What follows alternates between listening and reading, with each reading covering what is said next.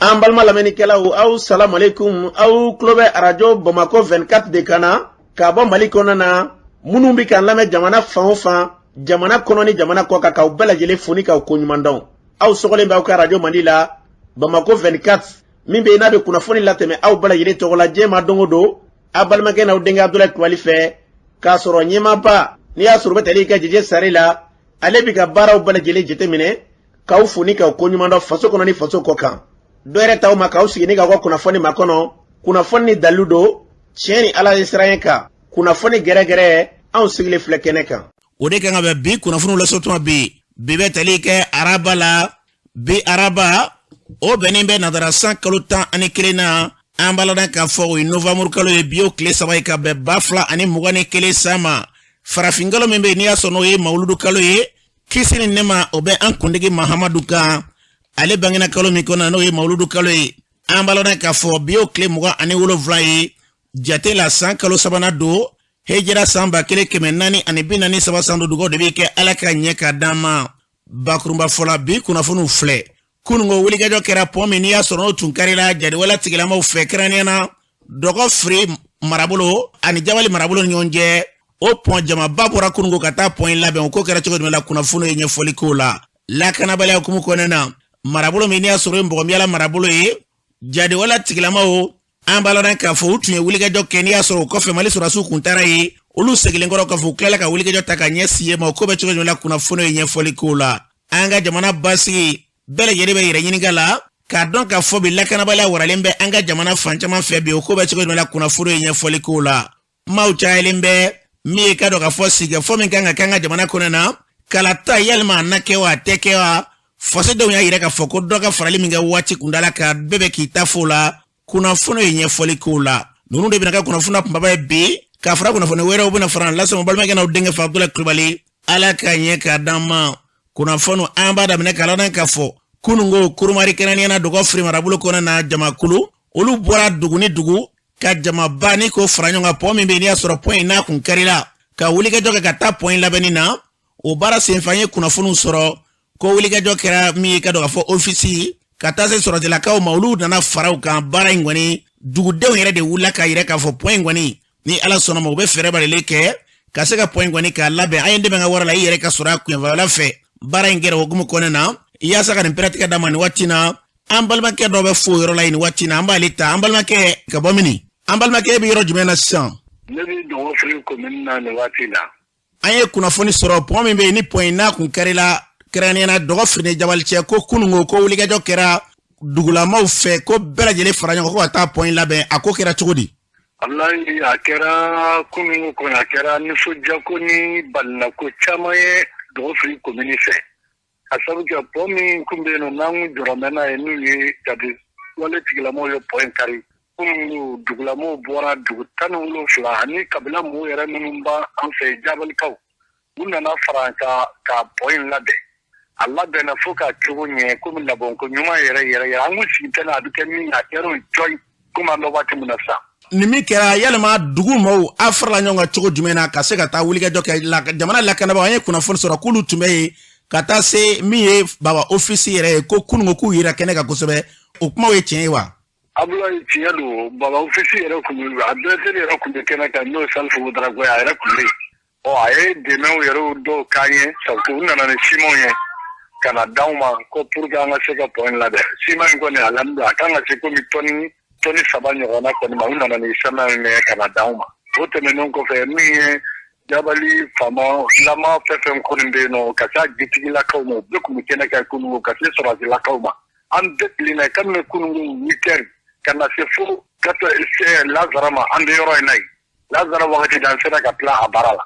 n'i ye pɔn jateminɛ pɔn in a bɛ goudron min n'i y'a sɔrɔ a bɛ goudron yɛrɛ de cɛ tigɛ o pɔn kelen min n'o karilen filɛ nin ye ji kun bɛ bɔ a dugumana na ni kanali fara ka fili ka taa fala kɔnɔ aw y'a dilan cogo min na a n'a dilan cogo kɔrɔ yalima u bɛna kɛ kelen ye wa an y'a dilan cogo min na n'a dilan cogo kɔrɔ ma kɛ kelen ye dɛ sabu k'an kɔni ye pɔn in dilan ka coko kɔni bɔra la pewu sabu k'an y'a rempli kabini duguma fo sanfɛ ka n'a pili fo sanfɛ k'a ni goudron bɛɛ dakɛɲɛ ka bitɔn k'a la k'a dakɛɲɛ pewu an bɛ waati min na ko la ji tɛmɛ sira ko kɔnɔ o kɔni bɔma ma nin sanga in awɔ a dun dilalen don k'a fɔ k'a kan ka ji de fili n'o ye ni gɛlɛya nana o yɔrɔ la ale bi tila jiba bɛɛ de kun bɛ bɔ a dugumana na yalima aw y'a datuguli min kɛ o tɛ se ka kɛ kɔlɔlɔ ye sira kɔni bɛna sɔrɔ fɔlɔ nka yalima o tɛ se ka kɛ kɔlɔlɔ ye ka ɲɛsin marabolo ma ye wa. Aya Abdoulaye ko ni bɛ se ka kɛ mais an kɔni bolo sira in nafa ka bon an kan ni ko caman ye quoi parce que ale bilalen don ni kanari fara ni kanari bɛna tiɲɛni kɛ ji bɛ bɔ ka taa fala bolo dɔ bɛ yen nɔ o b'a bila ka taa fala kɔnɔ mais sisan a mana kɛ cogo o cogo pont kelen kɔni b'an bolo o y'an ta ye an bɛ se k'a datugu an bɛ se k'a dayɛlɛ mais nin kelen ti maa bolo nin kelen nin sira min a kelen ti mɔgɔ bolo donc désormais an yɛrɛ bolo an ka se ka point labɛn o de kɛ gɛlɛyaw ma ka tɛmɛ point kelen ko kan point kelen kɔni b'an tɛgɛ kɔnɔ sisan o b'o fisi mɔgɔw bolo yen ni ji cayara n'an y'a datugu a ka kɛ ala fɛ o ka tiɲɛni fanga bɛ dɔgɔya ka tɛmɛ point kan komi an bɛ waati min na bi. a ye point yɛrɛ de datugu k'a daminɛ jitɛmɛ sira ko k'o bɔ a la pewu a kɔni aw ka sira sɔrɔ dɔrɔn a kɛra ten de ya. a kɛra ten de ko an y'a datugu pewu jitɛmɛ sira ko kɔni bɔra ma nin sanga in kɔni na ofisi kɔni y'a jira nin sanga in kɔni na o ka bɔ a ma ni nin waati in bɔra a la ko basigiw nana u yɛrɛ bɛna se k'a labɛn cogo min u bɛna labɛn kura ye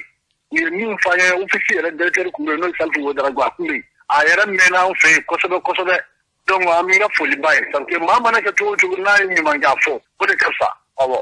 Kununko a ka wulikajɔ in na ko a jamaba ko jama sɛbɛkɔrɔ cayara kosɛbɛ ko a y'a kɛ dugu o dugu mɔgɔbaw ye a ko kɛra o cogo de la wa. Dugu a ko ma kɛ o cogo la sabu k'u y'a ta ko dugu o dugu maa mugan nka fɛn labanna ka na kɛ komini yɛrɛ bɛɛ lajɛlen dugu maa bɛɛ nana maa min kun bɛ kɔni maa taa maa ba hakɛ dɔ i bɛ se ka dɔ de fɔ a la nka ba kelen ko nin tɛ a bɛ taa fo ba fila ni ba sabaw la maa taa ba hakɛ dɔ donso yɛrɛ min bɛ a ka taa maa ba kelen donc olu yɛrɛ tɛ baara la fiyewu ye baarakɛla yɛrɛ minnu bɛ baara la u bɛ taa fo maa ba saba ni dɔɔnin na a jate kɔni maa minnu bɛ maa taa ba hakɛ dɔ an bɛ waati min na an bɛ foli kɔni kɛ komini bɛɛ lajɛlen mɔgɔw ye ka se Jabali komini ma an ka foli b'a bɛɛ lajɛlen mais hali Suala komini yɛrɛ mɔgɔ dɔw nan'u jɔ an na nka dusumangoya banna ka sabu ko o kama an ma se ka élection u reçoit parce que Jabalikaw kɔni nana an dɛmɛ an y'u reçoit an n'u ye baara kɛ ɲɔgɔn fɛ fo ka taa se baara jiginni ma mais Salaka dɔw nan'u jɔ an na nka an n'u ma se k'u reçoit dɛ parce que an dusu ma kasilen don. Kumakan labanna bi hali bi a bɛ wele jumɛn da ka ɲɛsin fanga ma sango nin yɔrɔ min n'i y'a jateminɛ bi n'o ye siran guloma ye ni karili min kɛra siɲɛ damadɔ kɛra nɔfɛ ka tila ka n'a kari u kan ka mun wɛrɛ kɛ hali bi welewelemada la sango a kana se ka kari tuguni. Abdoulaye an kɔni y'a wele da fanga tigilamɔgɔ yɛrɛ kun bɛ yen an y'a wele da sɔrɔsilakaw ye donc k'a ɲɛfɔ ofisi yɛrɛ ɲɛna donc an ka fara ɲɔgɔn kan sabu nin ko in ti maa kelen ka kungo ye dɛ nin ye bɛɛ ka kungo de ye an ka fara ɲɔgɔn kan ka yɔrɔ in lakana n'olu b'a kɔlɔsi u k'a jɛ anw ma anw b'a kɔlɔsi anw t'a kɔlɔsi ou bien dudulakaw de b'a kɔlɔsi k'o fana jɛ an ma an ka baara kɛ an k'a bila maa kelen kɔni ka bolo kan bɛɛ k'a kɔlɔsi sabu baara in fanga ma deli kɛ sufɛla de fɛ a tɛ kɛ tile fɛ ni a kɛra n'an bɛɛ jɛra k'an hakili to a la a ka ca ala fɛ fiɲɛni min kan ka k'a la o tɛna k'a la tuguni o tɛna sɔrɔ ka k'a la an kɔni bɛ foli de bila gouvernement mɔgɔw ma dɛ ani an ka fanga tigilamɔgɔw an b'olu de bila an ɲɛfɛ k'olu deli an jigi da m'u kan wa an ma b'u kɔrɔ dɛ an m'u b'u kɔrɔ an jigi da m'u kan bi an jigi da m'u kan sini an kɔni bɛ min fɛ u k'an dɛmɛ baara in kɛcogo ɲuman na halisa malo bɛ yen malo ma kan malo baden de bɛ yen malo ma kan olu yɛrɛ k'an ka tɛmɛ sira in fɛ ka n'anw dɛmɛ donc n'an ma ɲɛ k'o tiɲɛna n'an y'a dilan an bɛ ɲɛ u ka ɲɛ ma an ka na malo ninnu baara malo ninnu bɛ o ma kan dɛ tari min bɛ yen maa t'a ba hakɛ dɔn min ma baara sojɔlaforow dɔrɔn de bɛ ka kan yɔrɔ jan ninnu tɛ se ka taa i tɛ se ka bɔ dugu kɔnɔ mɛtiri kɛmɛ wolonwula kɛmɛ seegin i bɛ segin ka na donc o kɔni de kamana gan banna komi an bɛ waati min na sisan. Ala ka lakana sabati. Ami. An balɔrɔ k'a fɔ nin tun ye dɔgɔfirika dɔ ye minnu bɛ yen n'i y'a sɔrɔ pɔn min n'an da kuma la wulikajɔ kɛlen kɔfɛ ni pɔn kɛra la dugu ma komini maaw fara ɲɔgɔn kan kununko ka taa pɔn labɛn a fɔra cogo min na an bɛ dugawu kɛ yarabi ala basigi ni lafiya min n'an da b'o kuma na yarabi ala k'o sabati u ka fɛɛrɛ bɛ leli kɛ hali bi ka se k'a kɔlɔsi n'o kɛra a dɔ bɛ dɔ la gɛlɛya min y'a sɔrɔ o ɲɔgɔnna wɛrɛ tɛna ala k'an kisi a ɲɔgɔnna gɛlɛya wɛrɛ ma n'an bɔra yen Masina marabolo kɔnɔ na dugu min bɛ yen n'i y'a sɔrɔ o ye Mbɔgɔnbiyala ani Sɔmɔnɔ gɛlɛya kɔni tiɲɛna la ka kan i ka dɔn nin waati laban ninnu na a n'u donnen bɛ yen an bɛ deli kɛ nin de fɔ a ye f'a ka faamuya k'a fɔ an ka kunnafoni kɔni tiɲɛna la ka kan maa minnu b'an lamɛn i b'a dɔn k'anw ta tɛ k'a fɔ nin yɔrɔ yi gɛlɛya bɛ yɔrɔ o yɔrɔ n'a tugura k'a ti bɔ yen diɲɛ don o don i b'an kunnafoni mɛn ye an ye i ka dɔn k'a fɔ dɔgɔnɔma yɔrɔ o ma dogo maa si kelen na min ye i ka dɔn k'a fɔ olu ka kunnafoni carila dɔw kelen ni ka kunnafoni min b'an bolo a yɔrɔ in kan o dɔw bɛ taa kunnafoni di ko 70 ani kɔ mara kelen nɔfɛ Moti mara a ka dɔn de ya fo ni yoro yin kote de gela bi yoro nan ba kala ma ka don maw be wule de ka wele wala manga kuna foni nyinu no fe ambi to ayro la sango ka saka kuna foni ni wati na masne mara yoro do baby gela ko ni chenela ka be de sango somono marabolo karena somono kana ikado ka fombo ko miala ni yonje mara no ikado ubengone bugu mara de fe sango kan peratika dama do fanye ngona na wulika jo keranga kunungo kata kuna sengo na kana kunungo fe ko gele poni ni wati na anu do nembede ya saka ni peratika dama Mamadou Koulibaly yingai ambalmake e jone ke bomini Mamadou Koulibaly ka bo mo miala ambalmake ye kuna foni soro ko wulika jo babbe ni wati na mbo miala marabulo kona na kadam ne derera kana se kunungo taratama ko gele be mara ngona na ko be chogodi ambalmake kedo mo miala mara ko ni kona bi gele babi mo miala ne somana ke 5 kilo de do ma jugunu woni u yadamine somana marabulo la na mo miala mati bo mo miala kana somana bli mati bo flolo kana somana bo ane kan ga mo ti bo shila bile kana somana lega suru bo wala de la point de ni mo ti bo somana ka damene ndenen do la kana tratala one dozo ko ni nyon soroy a dim sen do ko mbraka ta furakari somana du ko na to ga dadi ma o yo ko ni goshi kisala ala barga la kisama soro ona dozo ko ni kera nyon na la fo chien fla o kata se ula va ma soro su ko magyan ko ni kurana soro su tara ko na ona dozo ka ta ku jaga bena fitri o soro su segero la ko wara ulabana ka seki kana ketla ka damene no e kunu bi ko na mi wele da fama mo ko wuli ka ande mere do ngam marabulo ko na bi nyo taga tikay bara be jole do jari wala tiga mo fe yo ko be kala ya tuguti jo wa bol ko mo la ngam mo mun mi na mi wari ci unu ba ka musa ko bi a be gela ledo we nyo mun jeni o ye anga karo ka nyode u ya ko ne ga nyo jinge fale ko no nyo ga sala we tasma do nyoina ka be jini ka ban tew aga so fona kun sirmei atraka ta la je kunu una nyo zo da ko ra ye ne ga bon ka so la jaro la ala ka sere be bol wa te bol la ma ta ko nyakon so bli o dozo fona boraka ma je ona dozo nyo zo la ko ra kunu wula da fe to ta ma rabulo ko ne bila ma gela bade be mo ko ka daga di bi ma ti do de ami wele blaka fama ma trofi ko ne kun na kana demena o trofi ko ko se dro jere wala ti la manu se gara o no boni fe ketla na yore na ko wara kana gerna sigi mo ko dalay ku sebe na fara ko nyono malo ma saka bara bo ma sina tamunu fana bara ko gerna fana dura ma sina sisa abuka sabe ke ko ngala ti jamane ma ko jugu yere de wella ngol bana fa ba ka joka fa fara nyanga ni ko mi saka kele ti wo suwa nga kele ti ne ma kele ngol ne bere ku ngoy nyono sumo tiana na fara ko ma sina to fana ko manga na do ma sina sumo la donc abuka sabe abi gela bati jamane ma nyine ambe dugo ke yarabi ala gela mbe ni dabo kuma na ala kan kishi gele ma anga jamana kona na hal ni yasoro abeka ba amed go ke alaka dansira la jamana embasi lafia alaka jamana emblo mene kono nambura ye mopti musolakao olu farla nyonga ka ireka fo wulika jo membe be we wele bla fasoma ale be ukala jabi ka fo chenela ka gele ababe uluka ministre menia soro e no ka bara nyes nebe ka demeta ka nyesi mamun menia soro lu cholula ya soro betelike umaru jara we wele bla ka nyeti fasoma kerani ana kale wele musolaka no mbuga shira de angulame an yara mina bi an bi wele da imamu jaraye aka jeme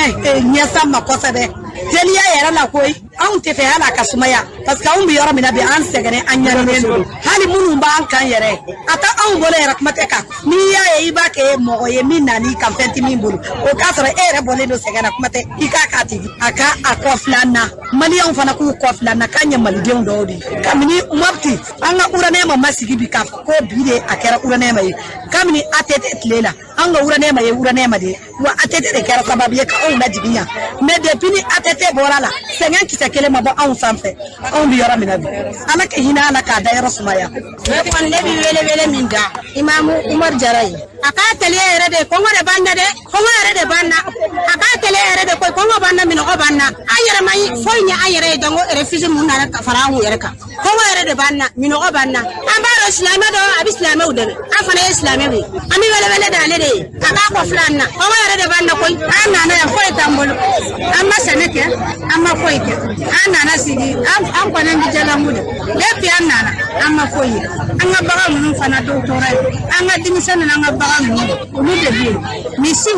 sarau bawo tarana be ala de faralanka obambe de fara ambalana ka foni tie moti mara krena ka do ka fo musolaka o gele mimbe na kira so ni ka maubu no na ma churuleu uliga jo kumba de ni ka seka de me ta ka nyesu mambe dugo ke amba yini choko bina jamana yin fere ka ke ka seka basiki ka mautu sigiro la o de nafaka bo ka fo ko gele ay mausoro ku wola ulila ko gouverneur bu deme ni bolo dawi ma shiti se o fangate bi anga jamana kɔnɔ na k'a fɔ hali ni y'a sɔrɔ bi dɛmɛ min b'u bolo n'o ye suma ye a mana kɛ kɛcogo cogo u b'u seko de kɛ nga fɛn bɛ fɔ a dɛmɛ ɲɔgɔnya minnu bɛ taa dɛ a ka dɔgɔn cikɛla la hali maa min tɛ cikɛla ye n'a fɔra i bɛ kɛ denbaya balo k'i to i sigiyɔrɔ la o de bɛnnen b'i ma k'a fɔ ko u bɛ taa ni suma dɔw ye walima u bɛ fɛn dɔw ta k'a fɔ ko nin ye dɛmɛ ye u ka fɛɛrɛ bɛ tigɛ wulikajɔ yɛrɛ de kana se ka kɛ ka maaw gɛn ka b'u ka duguw la k'a sababu kɛ jatigɛwale tigilamaw ye n'u y'o baara bali a dɔ bɛ da la dɛmɛ ɲɔgɔnya min bɛ ɲini yan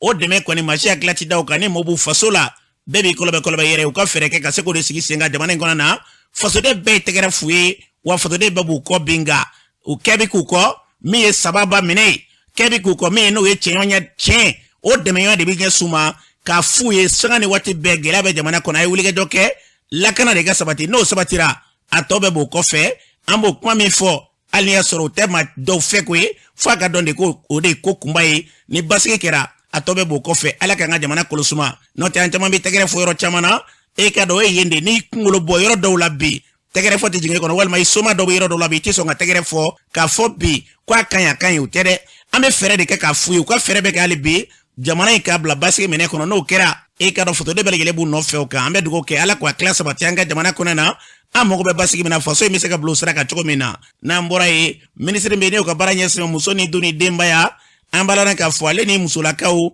u ye fara ɲɔgɔn kan dɔw sigi sen kan o fara ɲɔgɔn tɛ dɔwɛrɛ ye fɛɛrɛ jumɛn de kan ka ta ka ɲɛsin musolakaw yɛrɛ u kan ka fɛɛrɛ jumɛn kɛ ɲɛta la ka ɲɛ suma minisiri yɛrɛ a ye kuma ta kɛnɛ kan a ye min fɔ o filɛ an bɛ yan nɔ sɔgɔmada in na pour que ka sigi ka jɛ ka kuma dɔ dayɛlɛ musow ni ɲɔgɔn cɛ genre bɛ se ka défendre cogoya min na an bɛ fɛ ka profiter anw musow ni transition kɔnɔna na pour que ka lajɛ waleya kura minnu bɛ se ka ta pour que ka musow dɛmɛ u ka épanouissement kɔnɔna na ani den musomanw aw yɛrɛ y'a ye cogoya min na an kelen tɛ yan nɔ an accompagnelen don par des partenaires financiers c'est-à-dire dɛmɛbaga jɛkulu Union européenne b'a la ONU Femmes b'a la a n'a ɲɔgɔnna caman PNUD bɛ a la aw y'a ye salle fɛnɛ kɔnɔna yan nɔ musow représenter la société civile bɛɛ représenter la yan hali femme porteur aw y'o ye yan n'o y'an ka finitigilakaw ye bɛɛ y'a ka représentant bila kan o kɔrɔ ye k'a fɔ sigikafɔ min bɛ na kɛ musow ka ɲɛtaga ani musow bɛ se ka épanouir cogoya min na den musoman bɛ se ka nafa sɔrɔ an ka société kɔnɔ ka jamana yɛrɛ dɛmɛ transition yɛrɛ kɔnɔna yan an bɛ yan nɔ o de hukumu kɔnɔ et puis an y'an profiter an ye minan di musow ma minan minnu dira an ka dɛmɛbaga jɛkulu fɛ chaise bɛ a la ordinateur bɛ a la imprimante bɛ a la baarakɛ minan caman bɛ a la mun bɛ se ka to muso bɛ se k'u hakilinaw lawaleya cogoya min na ka kɛ gafew ye a bɛ se ka u nafa cogoya min na an bɛ yan o hukumu de kɔnɔna yan welewele kelen de bɛ ne bolo hali bi mali musow ka bɛn jɛkulu ka ca mɛ ni sigikafɔ bɛ kɛ an ka se ka fara ɲɔgɔn kan ka kan kelen fɔ parce que anw de ka ca ni jamana in maa bɛɛ ye n'i ye an jɔ sigiyɔrɔma 100 muso bɛɛ 52 de ye jɔyɔrɔ la muso ka jɔyɔrɔ ka bɔ société kɔnɔna na o kɔrɔ ye jamana bi situation min na bi muso ka nafaba bɛɛ transition yɛrɛ lawaleya la i n'a fɔ an ka président de la transition Assimi Goïta n'an ka premier ministre y'a fɔ u ka discours fɔlɔw la cogoya min na musow ni denmisɛnw jɔyɔrɔba bɛ an ka transition lawaleyali la ligne claire minnu kan ka ta pour que mali bɛ se ka jɔ sen ɲɛnamaw sanfɛ muso jɔyɔrɔba bɛ a la an bɛ dugawu kɛ mali muso ye hali ala ka hakilina d'u ma u bɛ se ka min lawaleya ka jamana lataaɲɛ an balala k'a fɔ ni tun ye minisiri kan ye a fɔra cogo min na min ye bɛnɲɔgɔnya ye u mɔgɔ bɛ fɛn min na bi n'i y'a sɔrɔ o tɛ dɔ yɛrɛ musolakaw ka se k'u fara ɲɔgɔn kan basigi ni lafiya ka se k'o kuma fɔ sanko jamana kɔnɔ na siratigɛ jɛlen kelen bɛ se ka minɛ o ka cogo min na an bɛ dugawu kɛ ala ka kɛ ten n'an bɔra ye min ka dɔn k'a fɔ CNT e ka dɔn olu ye fara ɲɔgɔn kɛ Isa Kawujim an b'a la k'a fɔ nin waati in na ale bɛ bolo la yalima fara ɲɔgɔn kan in mun de don ka ɲɛsin Kawujim ma a bɛna kɛ so ye u ka wulikajɔ kɛ k'a fɔ ko k'a bila wa walima a bɛna kɛ u ka wulikajɔ de kɛ k'a fɔ sariya k'a ka baara kɛ u y'a yira k'a fɔ k'u tɛ sariya kɔni k'a fɔ k'u bɛ sariya ka bere da u ɲɛ k'olu tɛ se ka balan da sariya ɲɛ a b'a ka baara la nka sigikafɔ yɛrɛ u bɛna mun de kɛ n'u bɛna mun kɛ commission dɔ sigira kama Bakari Sidiki Fɔnba ale b'a ɲɛfɔ an ye fara ɲɔgɔn ye kun ye jumɛn de ye an ka lamɛn an ɲɔgɔn ye Isa Kawujim a bɛ cogoya mun na bi an kumana o de kan an ye commission dɔ sigi o hukumu kɔnɔna la ne yɛrɛ o commission ma ye mais commission in ka baara tɛna kɛ dɔwɛrɛ an bɛna kow jateminɛ de ka kow lajɛ baara ninnu kan ka taa taabolo jumɛn na CNT yɛrɛ kan ka i bila minɛ jumɛn kɔnɔ ani baara bɛna kɛ taabolo minnu na nin commission in sigi kun tɛ i n'a fɔ a bɛna kɛ maaw kɔnɔ ko CNT bɛ na de ka taa i kɔ da justice kɔ la o fɛn tɛ an tɛ taa o sira fɛ jamana bɛ yɔrɔ min na sisan a ka kan bɛɛ ka jɛ ka kan kelen de fɔ a tɛ fɛnɛ k'a fɔ ko commission in sigira de ko an bɛna Isa Kawujim dɛmɛ ka sariya tɔn ko parce que k'a ye an dɔ ye an bɛ baara in kɛ miirina dɔ de kɔnɔna na miirina min bɛɛ bɛ i yɛrɛ ye o kɔnɔna la nin ye sariya de ye mun kan ka kɛ anw fɛ nin y'anw ka kɛwale dɔ de ye donc i kan ka mun kɛ ko min na i b'o kɛ o wagati la a mana kɛ cogo cogo fɛn min b'a kɔnɔ ale yɛrɛ ye kuma minnu fɔ a bɛ kun min na an b'o bɛɛ lajɛlen lajɛ ɲɔgɔn fɛ fɛn minnu kan ka kɛ o la an bɛ bɛn o kan mais an bɛ min fɔ dɔrɔn maliyɛn bɛɛ k'a bila kunkolo la ko commission in tigi tun tɛ ko k'a fɔ dɔrɔn ko Kaoudiou ka bɔ justice bolo ten a tigi tun tɛ fɛnɛ ko k'a fɔ k'a ka t'u bolo mais a tigi tun ye ka ko lajɛ tuma min na an bɛ se ka ɲɔgɔn faamuya sɔrɔ a la cogo min na pour que nin fɛnɛ kɔfɛ commission fɛnɛ bɛ mesure wɛrɛw ta minnu b'a to nin n'a ɲɔgɔnna ninnu tɛna na cogoya mun na donc commission bɛna baara kɛ o de kan. An balada k'a fɔ ni tun ye Abakar Sidiki Fɔnba ye commission mari don u y'a fɔ cogo min na an bɛ dugawu kɛ fɛn fɛn basi lafiya n'o ye bɛnɲɔgɔnya ye kɔrɔfɔ kɔnɔna na jamana in basigi na lafiya bɛna sira min fɛ ala ka Mali bila o minɛ kɔnɔ n'an bɔra ye an balada k'a fɔ hukumu kelen kɔnɔna na min ye bi Kaoudim a ko bɛ cogo di fasoden dɔw bɛ yen dɔw ko k'a ni kɛli ka kan dɔw ko k'a ni kɛli man kan min ye ka dɔn k'a fɔ Bumabel Jawara ale yɛrɛ bɛ hakilila dɔw de baara in yɛrɛ a kɛra kɛcogo de olu fɛ an ka lamɛn. An kun bɛ salle kɔnɔ an ye k'a fɔ audience min don a kɛra audience publique ye a bɛ Kaoudim de kan et puis il y avait un seul dossier inscrit au rôle o tɛ dɔwɛrɛ jugement na foyi wɛrɛ kun tɛ ni Kaoudim ka dossier dɔrɔn tɛ taramako minnu taara k'a sɛgɛrɛ o tɛ dɔwɛrɛ k'a fɔ ko a ye jamana ka basigi a y'o lagosi ale ni a ye lagosi ni lankarili ta ka jamana yɛrɛ ka yɛrɛmahɔrɔnya ni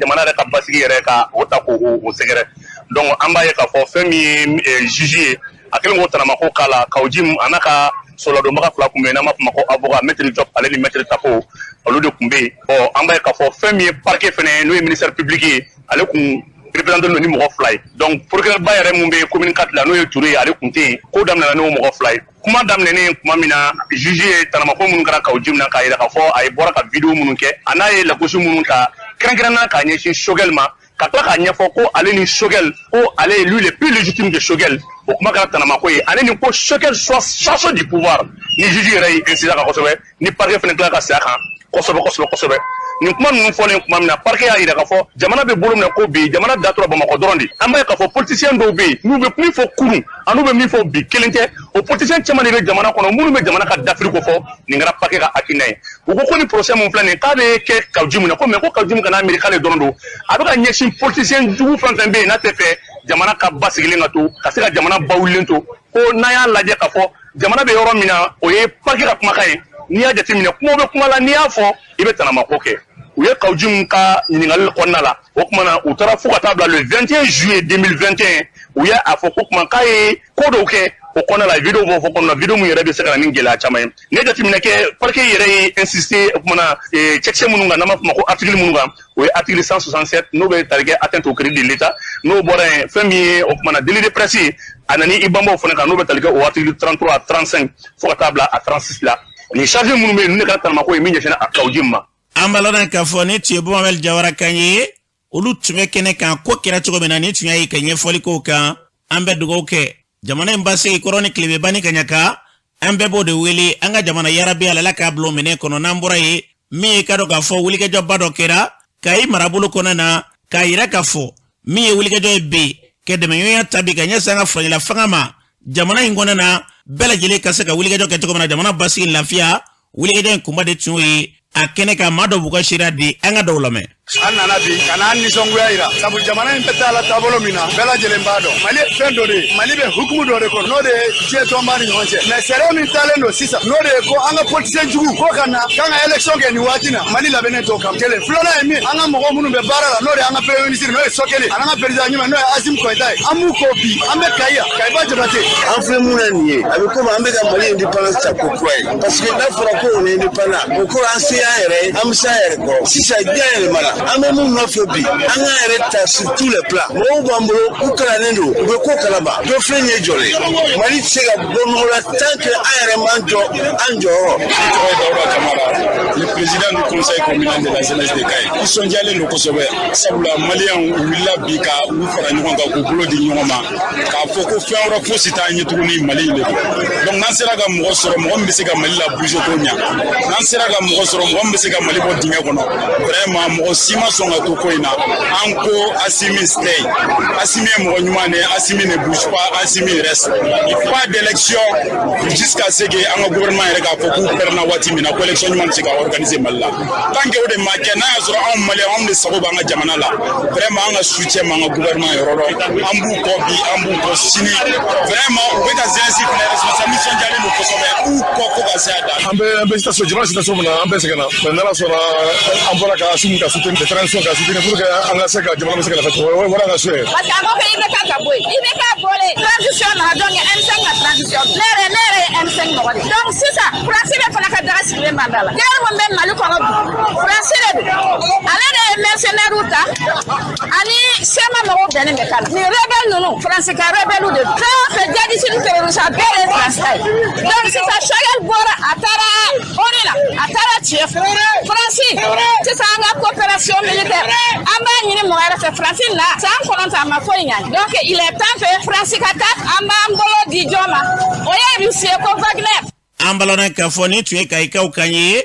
wele kun bɛɛ tɛ dɔrɛ dɛ jamana in kɔnɔna bi fasodenw bɛ lafiya min nɔfɛ yarabi ala n'a wele bɛɛ lajɛlen kun de y'o ye an ka jamana ala k'an bila o sira kan k'a ka jamana to basigi minɛ kɔnɔ n'an bɔra ye welewele minnu dalen bɛ bi ka ɲɛsin farajɛ la walima an ka jamana ni jamana minnu bɛ jɛkulu la bɛɛ bɛ k'i ta fɔ CEDEAO ya tila minnu ta k'a fɔ kalata ka kɛ kulu min bɛ yen n'i y'a sɔrɔ n'o ye MK ye o kulu kɔnɔna na olu ka sifinaka dɔ ale bɛ ɲɛfɔli k'a la yalima nin bɛ ka kɛ bi CEDEAO bɛ ka laɲini min kɛ ani kɛli ka kan walima ani kɛli man kan de ye Tayiru ale b'a ɲɛfɔ an ye Tayiru ba an ka lamɛn lakanabaliya bɛ Mali kɔnɔ kalanbaliya bɛ yen baarakɛbaliya bɛ yen Mali kɔrɔnen don diɲɛma fɛ bi ngalon de kan parce que an tɛ se ka faamuya cogoya si la olu ko k'olu bɛ fɛ ka Mali de dɛmɛ ka Maliens dɛmɛ mais n'a fɔra ko Maliens bɛ fɛ u ka dɛmɛ cogoya min na ko Mali bɛ fɛ a ka dɛmɛ cogoya min na olu ko da kana don o kuma na k'olu ka hakilila ani n'u ka taabolo o de ka wajibiya Mali ni Maliens kan anw tɛ se ka jɛn o cogoya si la parce que ni adamaden ko k'a b'i dɛmɛ e bɛ fɛ a k'i dɛmɛ sira min kan a kan k'i dɛmɛ o de kan maintenant CEDEAO an y'a mɛn fana olu fana b'o o dynamisme na mais o t'anw ka hakilila ye Mali problème tɛ kalafili dɔrɔn ye an y'a yira k'a fɔ san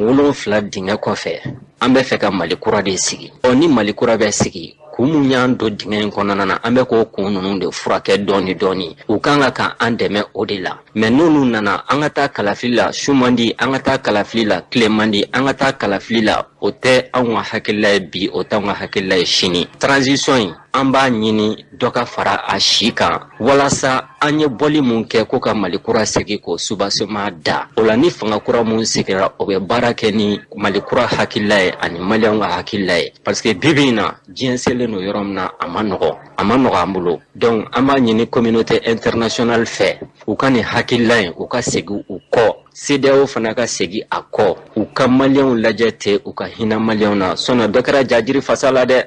an balona k'a fɔ ni tun ye Tayiru ba kan ye kulu min bɛ wele ko MK o Madu o hukumu kelen in kɔnɔna na min ye ka dɔn k'a fɔ parti politique bɛ wele ko parti Madi an balona k'a fɔ ɲɛmaa ye Mahamudu Jara ale yɛrɛ nin baara minnu bɛ senna bi Mali ani ka dɔn k'a fɔ nazara kɛrɛnkɛrɛnnenya kulu ni ɲɔgɔn cɛ jamana wɛrɛw n'i y'a sɔrɔ ni Mali n'u bɛ tɔn kelen kɔnɔna na ale yɛrɛ b'a hakilila di nin baara ninnu kan an ka Mahamudu lamɛn bɛɛ danganalen don k'a fɔ degun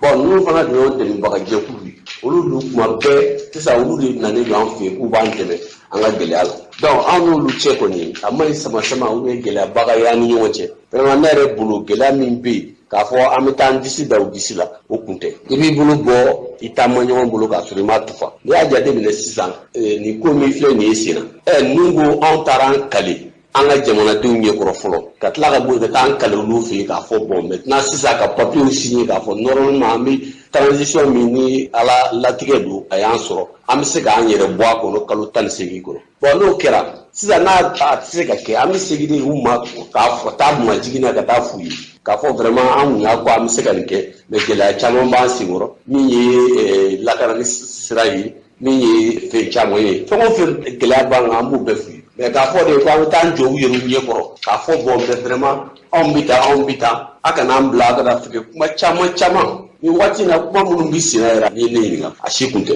donc ne kɔni bɛ min ɲini an ka marabagaw fɛ k'u dusu ma jɔ k'u nɛgɛ dɔɔni n'u ko ka élection kɛ o b'u jɔ fɛ parce que anw kalikan don an y'an kalan c'est pas la peine an ka fɔ an bɛ kuma caman kɛ. an balona k'a fɔ ni tun ye Mahamudu Jara kan ye an bɛ dugawu kɛ min da ka di Mali la nin bɛɛ lajɛlen la ala ka kɛ ten an ka jamana a basigi ni lafiya ni fasoden fanba bɛɛ b'a fɔ k'a fɔ Mali kura ninde do ka foti walema ka fo bi ka fo ko ankli bala bena ketan anga dugo ke ambeke je femina mali basigi sira bena fen fe yarabi ala ngo sira mene anga jamana ala ka blaw mene kono namburai ambalana ka fo sirawan kasara donia suru kera karido sirawan kasara menia suru no kera jigoro ni yorola ni ye jitemine uyere ka fola mamundo ni lu kasara suru lu ka fola ke ka don mobili do de timbe mobili mbi ana ke ka do ka fo anga yele ko mo ko tugurula mo ko be kenaniana ni ya suru betali ke papu oluka mawde kuntato la wala maw sekto la kata concert la ke ka rakulu tuma mobili do kona na mobili ngone ka jamatu tali la ode kera so ye ka seka kasara se moma akene kera kasara e mamunu be nuru jogena kapse madama doma o senfe mamunu be nuru kasara sura senfe dobu ka shira de angulame kasara ma dogo communicatif no premier ala noy jigoro ni paray izini kare yoro mewele ko boa kangali baka yoro adamina yerebe be fu badadima kangali babe fere aga cha sampinani ye chokoroba ni mbe awele ko boa kangali ba bo dumuni fere yoro de do be bita dumuni sai bido bu sigi ka baro feneke nunu mobile fla nunu ko familiando de do ku me renouveau gloku de bu kana kamele kele bala ko papu ko up me concert la sebini ngoro ku plato la unalo be tegere fo la mobile ko no chemanu ni misumanu saber pompe dok mu nyefe o mobile flak me nyongo tele ko ka be saber pompe doublé o papu nunu nga mobile o de nanaki nyesi jama maka pousser wuli bon maka kele mi resera ka bala ko masro o ine nere flam ne tegela papu to ni nyamine anatrike me munun dale no mobile ko no be ka kuleni to ko euro mario makari na ngugu blanyu kalfa mo ko wala antara mobile sama ka bo mo ko ka mobile na do so la foka so perenga do adona ni mo ko do era fo so kono o tigere be sayani balo de chobe bwala o te bwala me kele ngoni kala sur le sai musumani flabe olu na bola salon de la kubina dumuni sa olu fere jole mobile ni ko perengu la do so kono olu era cargo dama mi antour do depuis 4 heures du matin ngoni be gawre turi la ya jaba era tar saba cité mi mo touché tiela ala sera ka mo kele mi mo o nedi mo ko ka ti akibo Maodo Siribe ne tura sanna dron ne barra mina ne Mohamed dron ne tombela bon ne tombele ne la vision full la don ne ngon ne ma girin awli ne minute damadon ta ndale ko fene wila ne kulo mo la ay mo wuli bon ay nyam bon demelu fa ay mo wuli bolu do jugna do ere saray sur place o ko ne tege ambalo den ka fo ambe dugo ke kasara yarabi ala kan kici kasara ma ngame femi fo nambita angata doni janto yere la krochoko kai yarabi kasara ko ni mashiti la yinike kanyesi kasara ma kasara boro yoro ala kan kici kasara ma mamnu be ni yasuru jongeni do ko senfe yarabi ala ka bele yele noya munu be ni yasuru ni wali intara kanyesuma yarabi ala ka besega yere ma kan kici ni nyone kasara uma namburai ambaloran ka fo bi buru ko nanga jamana ko na ko ngelebe fenso ngai do farala kan o ko fa atumika yini yere soro ko kunte ka soro la tika soro yoro chamana o bela yele senfe munde nana ya ni bi u kan fere fejmende me ka do ka fuye franyo ga ni ga nyefoli ko senfe dambele ba nyefoni angalame ne to ya Ahmed Dambele divie amma ko buru songo ya mede anga woni buru bla songo dale depuis 2007 buru ye bi woroli farne jigina anya buru ke bidure wala ya sa farne ti yara ga tuguni anga ma plisiga nono nde pri kurate pri kora mbe nga ko ni gela nana ama fa ga gela siga nono meni mo kala kala ma bo wala on ya decision ta yere gura mo fa anke sisa o kuma de bi me gura ko buru ka fili bidure la sisa jama ya jira wuti sa buru fili bidure mais déclaration on kala ka fo ko gura ko buru ke bidure anje na buru ke bidure mais on ti sa ka fili bidure mimbi sa on ma o datu folo yani gura ngana anga sika fo ga ka be ni anana be mi ga ko fe amo kuma ke parce que gura mo ka ke bidure de mais on ti sa fa ka ke bidure parce que gura na ya fo mais ulle na fo san be yana wuti sa ka fili bidure la mais nous ça fait bidou la jana tam tay on ta rabla dirudi automatique ba ça donc même c'est ba an lo fo nyoyna amero da tu folo yana ko nyara so ambalo dan ka fo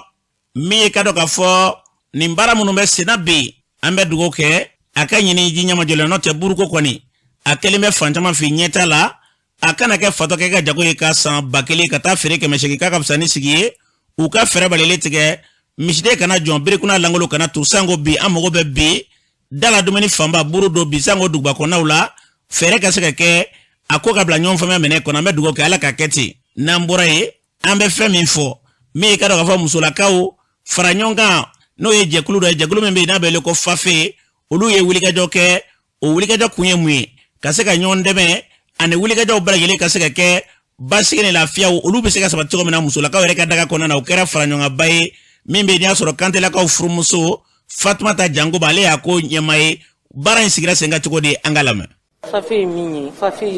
fondi ni ye fond fo ibe warde fo fond mi ni jamana nyemoko ya bla ministère de la promotion de la femme de l'enfant et de la famille ka boloka pour que ka se ka muso deme muso munu be baraku yere namba fongo femme entrepreneur ka juru dula juru kuma ba wi dula o ye ani bende ateka bi nyogom bolo la fo ka se million duruma juru misanu be dula ani microfinance bi nyogom bolo fo ka se wa kemema donc olu o juru be do anye taux d'intérêt négocier ka do bala bon mi nye gise de ko kuma fo o ye association ambe association formée kaminam douma ambu formé galadona ambu formé sapnedlana ambu formé vie associative la ambu formé ni war sorla absega jire ci ko pour ka kan ambu formé fen chamana ambu formé dossier montoul ambu formé fen chamana donc nous formera amtla kaminam douma ni menam duruma ambu koloshi pour que minanga na tien parce que nga objectif yere mi muso ka se ka sugira dem sen munu be gelalo ka se ka bo gelalo sante meni nya fo ci ko ni entrepreneur minu be baraku yere no ye femme entrepreneur yi dossier kemen nyona anyulu financer mais dossier binan nifla be gela la saralla minnu be baramiseni nunke plus 300 ka chani moko keme sabay ani waramiseni jurmiseni do minnu na watan ka se wa keme bon minnu ye association yi o kono ka chani moko ba hirgay anyulu financer ola wa demsanu fana bo ola lu jama kono ka chani plus de 1000 bon wele la kam mene bolo comme fon yere bien ka muso deme ka demsanu deme eta be war min bla nga disposition na wari a war ka cha mais ni ya ye demande min be fon no fe amba nyinu ka do fara nu ye do fara kan ola am se ka deme bi se ka multiplier ko sobe demsen chama se ka deme muso association chama se ka deme femme entrepreneur chama se ka deme donc eta fana ye biloluba de ke amba nyini partenaire fana fe o ka ministère deme parce que ministère bien muso ni demsanu de kama o ka ministère deme pour que ministère ka objectif ye mi ka muso ni demsanu bo de gun kono nana o ka se ka suira ko aka se ko objectif atteindre. Voilà bon minnu fana ye chance sɔrɔ ka financement in sɔrɔ u k'a minɛ ka ɲɛ parce que mɔgɔ caman de bɛ k'a kɔnɔ u k'a minɛ ka ɲɛ n'u y'a minɛ ka ɲɛ minnu bɛ attente la olu fana bɛ se ka na dɔ bi d'u ma minnu fana ye juru ta n'u dɛsɛ bɛ ka juru in sara u k'a dɔn k'a fɔ juru in kan ka sara de u ka juru sara pour que mɔgɔ wɛrɛ fana bɛ se ka bénéficier ni juru ta n'i m'a sara mɔgɔ wɛrɛ se ka sɔrɔ de a bɛ baara gɛlɛya o de wele kan da bɛ ne bolo. An b'a lɔn k'a fɔ nin tun ye Kantelakaw furumuso Fatumata Jankunba a fɔra cogo min na a bɛɛ bɛ kɛ dɛmɛɲɔgɔnya de fɔ ka ɲɛsin an balakaw ma ni musow lafiyara e ka dɔ denbayaw bɛ lafiya jamana bɛ lafiya o kuma min bɛ sen na yarabi ala u ka fɛɛrɛ bɛ tigɛ o baaraw bɛ se ka yakubaya cogo min na musolakaw ka kule o kana kɛ ka caya jamana kɔnɔ na o tɛ ka dɔ ka fɔ fɛn ye fɛn min bɛ yen n'a ka ɲi kosɛbɛ o hakilila min bɛ sen kan n'o y'a kun ye ala k'a bila o minɛ kɔnɔ n'an bɔra yan n bɛ taa jamana kɔ kan o mu danbele mun bɛ bolo bi. An karamɔgɔ an taga Burukina jamana kan bɛnganiya wale cayalen bɛ kosɛbɛ Burukina jamana kan nin waati in na jatigɛ walekɛlaw fɛ a kɛra tɛnɛndon Novembre kalo tile fɔlɔ la Burukina jamana kɔrɔnya fanfɛla fɛ. N'an bɔra an bɛ taga Ituri jamana kan ADF jatigɛ walekɛlaw binna maa dɔw kan maa 20 ɲɔgɔn kan k'u bɔnɛ u nin na jamana fila ni ɲɔgɔn cɛla la. N'an bɔra an bɛ taga Yemeni jamana kan a wusulen bɛ kosɛbɛ Yemeni jamana kan nin waati in na jatigɛ walekɛlaw fɛ o kɛra sababu ye ka maa 22 ɲɔgɔn bɔnɛ u nin na a kɛra misiri dɔ kɔnɔna la denmisɛnninlaka dɔ ka maa 19 ɲɔgɔn ko olu jogi. N'an bɔra an bɛ taga Ethiopie jamana kan bingani wale kelen fɛnɛ cayalen bɛ kosɛbɛ